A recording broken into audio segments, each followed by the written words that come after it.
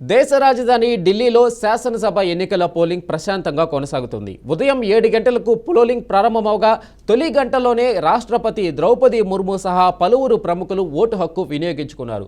సాయంత్రం 6 గంటల వరకు జరగనున్న ఓటింగ్లో 1.56 కోట్ల మందికి పైగా ఢిల్లీ ఓటర్లు తమ ఓటు హక్కును వినియోగించుకోనున్నారు. మొత్తం 70 అసెంబ్లీ స్థానాలకు ఒకే విడతలో పోలింగ్ జరుగుతుంది. అన్ని స్థానాల్లో అధికార ఆమ్ ఆద్మీ పార్టీ, భాజపా, కాంగ్రెస్ మధ్య త్రిముఖ పోరు నెలకొంది. ఓటింగ్ నేపథ్యంలో ఎలాంటి అవాంఛనీయ ఘటనలు జరగకుండా కట్టుదిట్టమైన భద్రతా ఏర్పాట్లు చేశారు.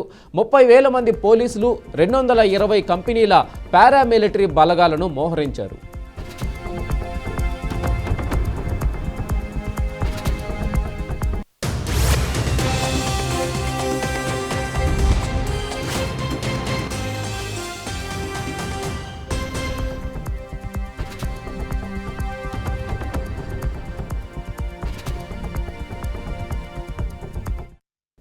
దేశ రాజధాని ఢిల్లీలో శాసనసభ ఎన్నికల పోలింగ్ ప్రశాంతంగా కొనసాగుతుంది. ఉదయం 7 గంటలకు పోలింగ్ ప్రారంభమవగా తొలి గంటల్లోనే రాష్ట్రపతి ద్రౌపది ముర్ము సహా పలువురు ప్రముఖులు ఓటు హక్కు వినియోగించుకున్నారు.